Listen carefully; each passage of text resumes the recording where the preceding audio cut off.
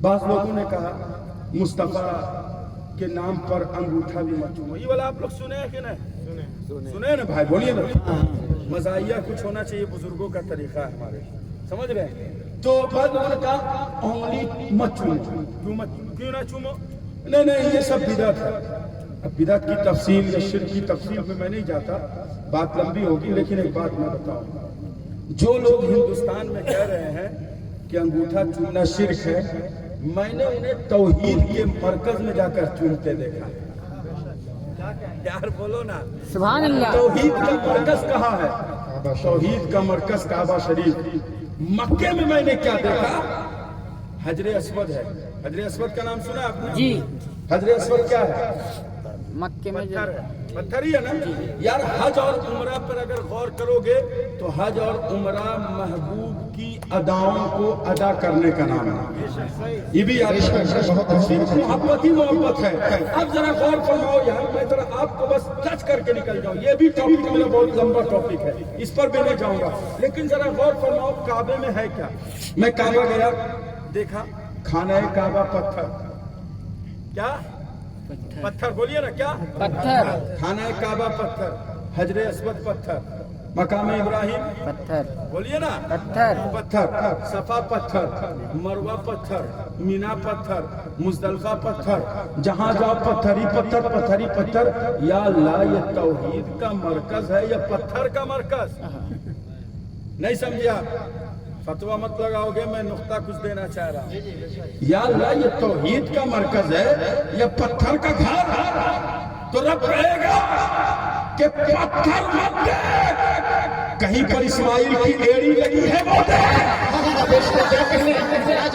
کہیں پر مصطفیٰ کا لب لگا ہے وہ دے، کہیں پر آدم گھومے ہیں وہ دے، ہاجرہ دوڑی ہے وہ دے. تو پتہ چلا ہاجرہ دوڑے تو تم بھی دوڑو، آدم گھومے تو تم بھی گھومو، اسماعیل چومے تو تم بھی چومو، مصطفیٰ چومے تو تم بھی چومو.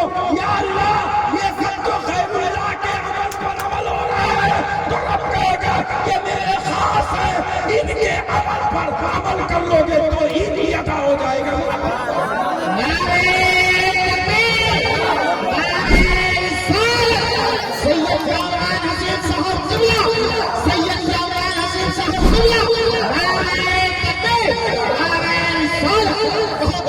ہر چیز پتھر پتھر پتھر پتھر، لیکن جا کر چوم رہے ہو.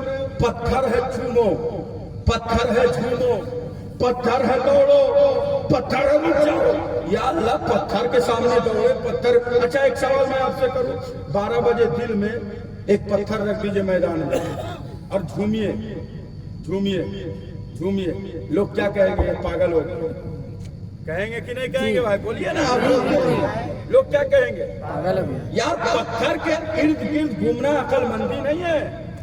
پتھر کے ارد گرد گھومنا عقل مندی نہیں ہے، بیوقوفی ہے. 12 بجے رات میں بھی جھومو، 12 بجے دن میں بھی جھومو، جب چاہو تب جھومو. یار پتھر کے ارد گرد گھومنا عقل مندی ہے کہ بیوقوفی؟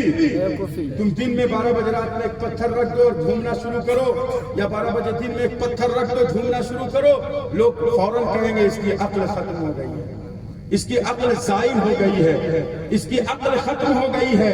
میں نے کہا پتھر کے ارد گرد گھومنا بے وقوفی ہے، لیکن کعبے میں جا کر گھومنا عبادت ہے.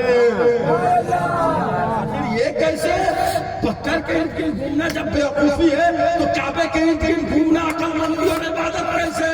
تو جواب ملے گا کہ آدم گھومے تھے اس لیے کعبے کے ارد گرد گھومو گے تو عبادت.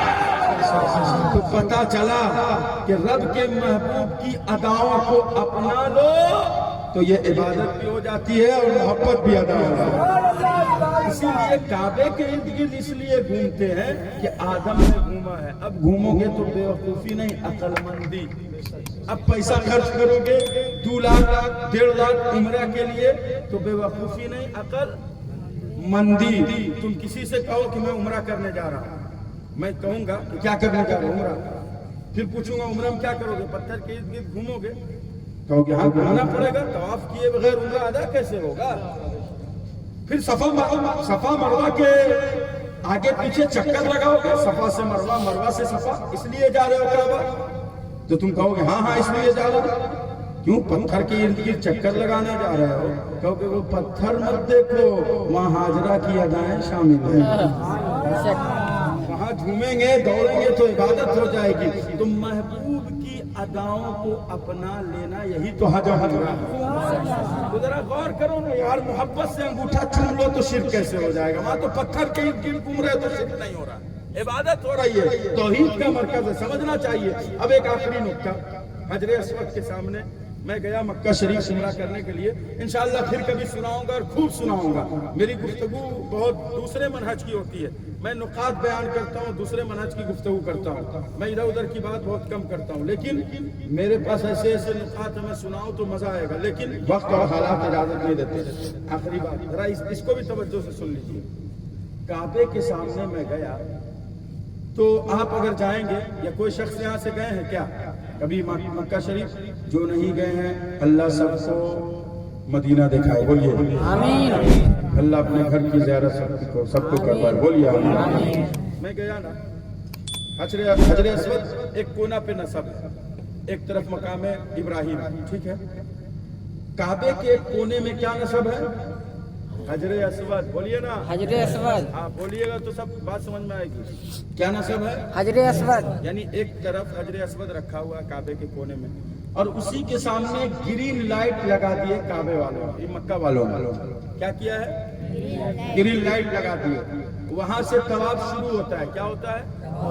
وہاں سے طواف شروع ہوتا ہے، وہاں سے دوڑو، پھر گرین لائٹ میں آؤ گے، ایک چکر مکمل ہوا، اسی طرح 7 چکر گھومو گے تو ایک طواف مکمل ہوگا، ٹھیک ہے؟ لیکن کعبے کے کونے میں پتھر نصب ہے، کون سا پتھر؟ جس کو حجر اسود کہتے ہیں، ایک کونے میں نصب، اسی کے سامنے گرین لائٹ۔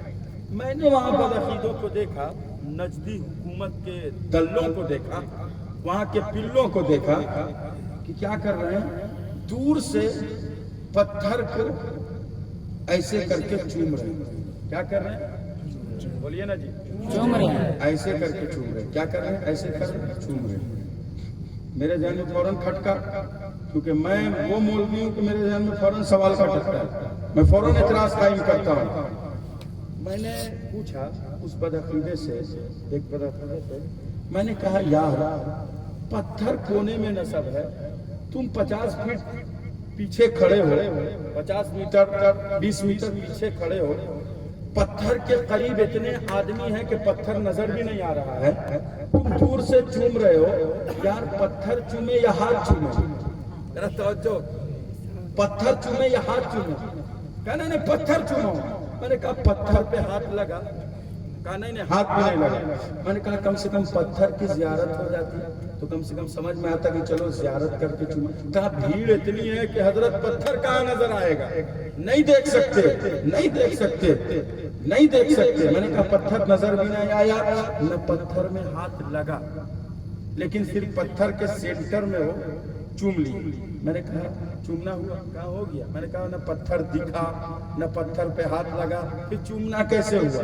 کہا تصور میں پتھر، اب توجہ چاہوں گا میں، کہا تصور میں پتھر تھا چوم لیا۔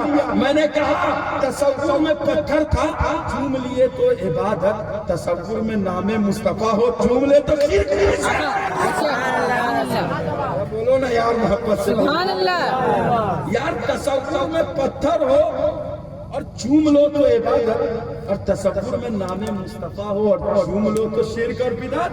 تیرا کیسا نظریہ ہے بدعقیدہ؟ تیرا کیسا نظریہ ہے وہابڑا؟ سوچنا چاہیے انہیں بدعقیدوں کو کہ یار پتھر کو عظمت مل رہی ہے مصطفیٰ کی وجہ سے، چومتے بھی اس لیے ہو کہ مصطفیٰ نے چوما ہے۔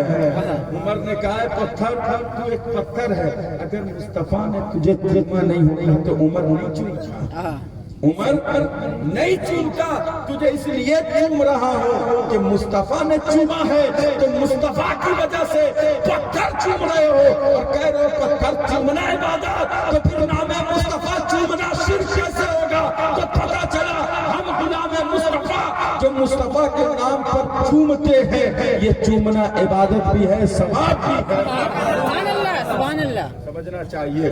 اسی طرح بہت سارے نکات ہیں، میں انشاءاللہ کبھی بیان کروں گا، وقت اجازت نہیں دے رہی کہ اتنی گفتگو کروں، لیکن ایسے ایسے پوائنٹ ہیں کہ میں کبھی چاہتا ہوں کہ بیان کروں، لیکن کبھی انشاءاللہ بیان کروں گا. یہ ایصال ثواب کی محفل ہے، وہ بڑے خوش نصیب ہیں ان کے بھتیجے اور ان کے احباب، ان کے گھر والے، جو بھی ان کے عزیز و اقارب، جنہوں نے اپنے والد کے یا اپنے چچا کے یا اپنے رشتہ داروں کے ایصال ثواب کے لیے محفل سجائی. یار ایک بات یاد رکھو، آخری مرحلہ پر گفتگو اب ختم ہے. ایک بات یاد رکھو، اپنے مرحومین کو ہمیشہ یاد رکھو، ہمیشہ یاد رکھو. دنیا میں تمہارے باپ نے، تمہارے چچا نے بڑی محنتیں تمہارے پیچھے کی. اب دنیا سے وہ چلے گئے، کچھ نہیں چاہتے ہیں.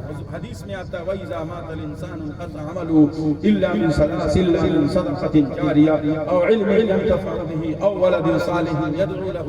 جب انسان دنیا سے چلا جاتا ہے، اس کے اعمال منقطع ہو جاتے ہیں، تین چیزیں باقی رہتی ہیں. أَوْ وَلَدٍ صَالِحٍ يَدْعُو لَهُ، وہ اولاد صالح جو ان کے لیے دعائے مغفرت کرے. یار جس کے خاندان میں مولانا مرشد جیسا صوفی شخص ہو، پھر بتاؤ ان کے لیے دعائے مغفرت ہوگی تو پھر ان کا بیڑا پڑا. سبحان اللہ، سبحان اللہ. تو میں یہ یقین کے ساتھ کہتا ہوں کہ جب بھتیجے ایسے ہوتے ہیں، اولاد ایسی ہوتی ہیں، جب خاندان ایسا ہوتا ہے، تو پھر ان کے لیے ایصال ثواب کی محفلیں بھی سجتی ہیں اور ان کی نسلیں بھی انہیں یاد. اسی لیے اپنی نسلوں کو ہمیشہ مصطفیٰ کا پیار سکھاؤ، عشق سکھاؤ. اور آج جو یہ محفل سجی ہے، یقین جانیے یہ جو نیک لوگ ہیں جو محفل اپنے چچا یا اپنے رشتہ داروں کے لیے سجائے ہیں، یاد رکھیے یہ محفل سجانا قبول ہے اور اللہ اس کے صدقے ان کے درجات کو بلند بھی فرمائے گا، ان کے گناہوں کو معاف بھی فرمائے گا. تو حدیث میں آتا ہے تین چیزیں باقی رہتی ہیں. او ولد صالح یدعو لہ، ان کی اولاد، نیک اولاد جو ان کے لیے کیا کرے، دعائے مغفرت کرے. آج جو یہ محفل سجائی گئی ہے، کس لیے سجائی گئی؟ مغفرت کی دعائے مغفرت، یعنی مغفرت کی دعا ہوگی. تمہاری نسلوں میں بھی اگر کسی کا انتقال ہو جائے تو ان کے لیے کیا کرنا ہے؟ مغفرت، دعائے مغفرت کی محفلیں سجانی ہے، محفل میلاد کرنا ہے.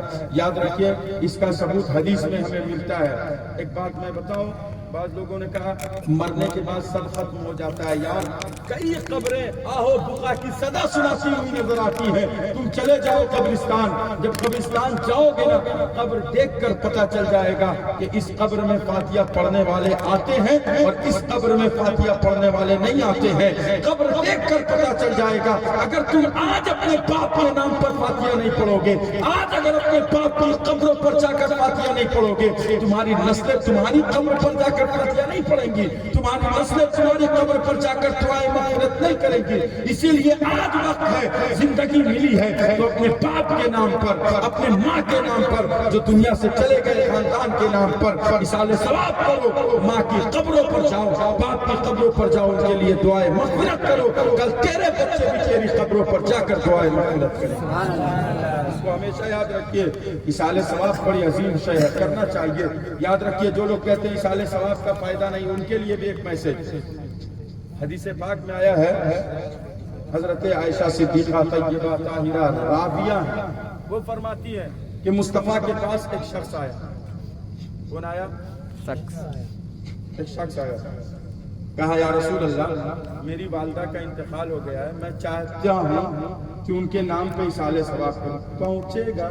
توجہ ہے نا آپ کی، پہنچے گا یا نہیں پہنچے گا؟ حضور نے کیا فرمایا؟ نام، ہاں پہنچے گا.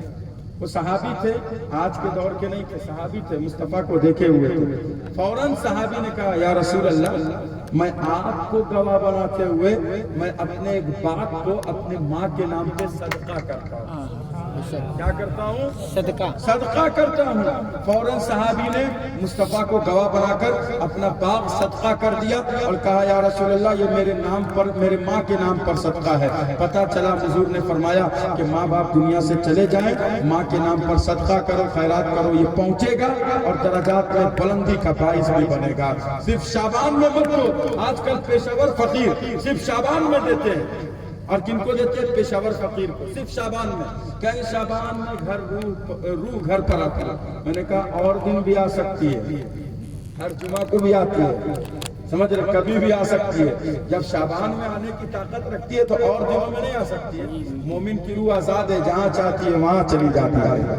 سمجھ رہے ہیں؟ تو کبھی بھی آ سکتی ہے. ہمیشہ کرو، سال میں ایک بار فارمیلٹی مت نبھاؤ. میں کلکتہ گیا ایک دستار بندی کے جلسے میں، میسج دینا مقصد ہے. دستار بندی کے جلسے میں گیا تو وہاں کے علماء نے مجھے بتایا کہ دیکھیے یہ فقیر آ رہا نا، ان سے میں کہوں گا کہ کل ہمارے یہاں سے دعوت لے کر جائیے. اب اس کو بلایا گیا، جب اس کو دعوت دی گئی تو کیا کرتا ہے معلوم ہے؟ پہلے ڈائری نکالا. ڈائری ایسے نکالا، سمجھ رہے ہیں؟ ایسے دیکھا، شعبان کا مہینہ تھا، دستار بندی کا جلسہ شعبان کا مہینہ. ایسے دیکھا ڈائری دیکھ کے بولا کل میں 50 لے چکا ہوں، اب 51 نہیں لوں گا، پرسوں لوں گا. بھائی ایک فقیر ایک دن میں 50 کھانا لے گا تو اس کے گھر میں 5 لوگ ہوں گے، 10 لوگ ہوں گے، 15 لوگ ہوں گے. ہمیں انصاف کے ساتھ بتائیے 50 کھانا 10 لوگ کھائے گا؟ کھا پائے گا؟ بولیے نا. تو اب کرے گا کیا وہ؟ اب کھانے کو لائن سے سجائے گا. اب دیکھے گا کھسی کدھر ہے، مٹن کدھر ہے، آئٹم کہاں کا ہے. وہ سارے آئٹم کو چنے گا، ایک طرف کرے گا اور سارا کھانا گٹر میں ڈالے گا. بولو ثواب ملا کہ عذاب ملا؟ عذاب. اسی لیے حضور صدر الشریعہ نے لکھا ہے، فرمایا کہ پیشہ ور فقیر کو دینا حرام ہے. کیا ہے؟ حرام. حرام ہے. تو جس کو دیجئے وہاں بھی غور کر لیجئے کہ ہم جس کو دے رہے ہیں وہ ضرورت مند ہے یا نہیں ہے. پیشہ ور تو نہیں ہے، اپنی عادت تو نہیں بنایا ہوا ہے، یا مانگ رکھا ہے، زبردستی تو مانگ نہیں رہا ہے. ان سب پر بھی تھوڑا غور کر لیا کیجئے. اور سال میں ایک بار نہیں بلکہ روز اپنے ماں کے نام پر انا اعطینہ ہی پڑھ کر اصال کر دو، اس کا ثواب پہنچ جائے گا، کامیاب ہو جائیں گے. سمجھ رہے ہیں؟ یہ بھی ضروری ہے. اسی لیے اپنے ماں باپ کو یاد رکھیے. قبرستان میں جائیے، فاتحہ پڑھیے. حضور ایک قبر کے پاس سے گزر رہے تھے نا، تو حضور نے، بس ختم ہو گئے میری گفتگو، حضور نے کیا کیا،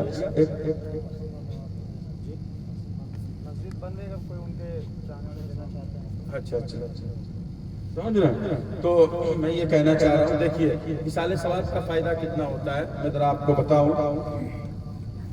حضور صلی اللہ علیہ وسلم گزر رہے تھے تو دیکھا 2 قبروں پر عذاب ہو رہا ہے. کیا ہو رہا ہے؟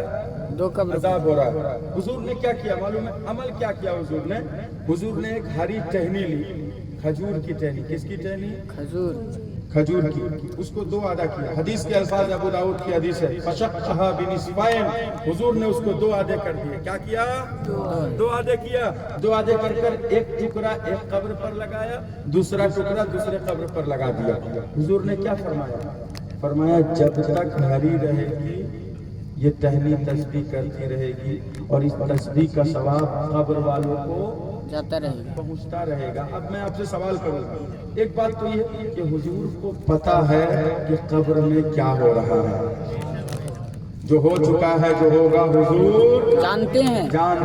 جو ہو چکا ہے، جو ہوگا حضور جانتے ہیں. ہمارا نظریہ اور عقیدہ ہے. قبر میں عذاب ہو رہا ہے کہ ثواب یہ حضور جانتے ہیں. اور ہم سب کے قبر میں حضور تشریف لائیں گے، ہم غلام مصطفیٰ بن کر قبر میں جائیں گے، کامیاب ہو جائیں گے. اور دوسری بات، دوسرا پوائنٹ یہ ہے، بس 2 پوائنٹ ذکر کر رہا ہوں. دوسرا پوائنٹ یہ تسبیح ٹہنی تسبیح کر رہی ہے.